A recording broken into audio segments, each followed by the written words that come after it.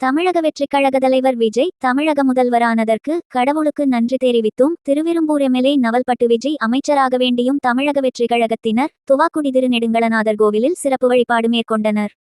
நடந்து முடிந்த தமிழக சட்டமன்ற தேர்தலில் திராவிட கட்சிகளை வீழ்த்தி அதிகிடங்களில் வென்று தனிப்பெருங்கட்சியாக உருவெடுத்த தமிழக வெற்றிக் கழகம் காங்கிரஸ், மார்க்சிஸ்ட் கம்யூனிஸ்ட் கட்சி, இந்திய கம்யூனிஸ்ட் கட்சி, விடுதலை சிறுத்தைகள், இந்திய யூனியன் முஸ்லிம் லீக் உள்ளிட்ட கட்சிகளின் ஆதரவுடன் தனது பெரும்பான்மையை ஆளுநரிடம் நிரூபித்து தமிழக முதல்வராக தமிழக வெற்றிக் கழக தலைவர் ஜோசப் விஜய் அவர்கள் இன்று தமிழக முதலமைச்சராக பதவியேற்றுக் கொண்டார்.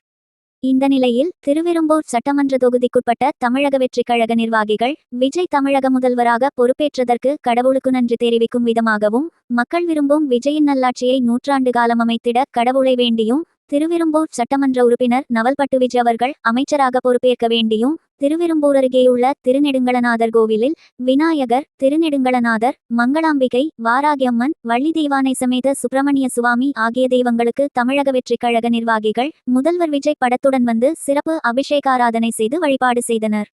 இந்த நிகழ்வில் தமிழக வெற்றிக் கழக நிர்வாகிகள் ஜான் டேவிட், பூவேஷ் கண்ணன் உட்பட கட்சி நிர்வாகிகள் மற்றும் தொண்டர்கள் ஏராளமானோர் கலந்து கொண்டனர்.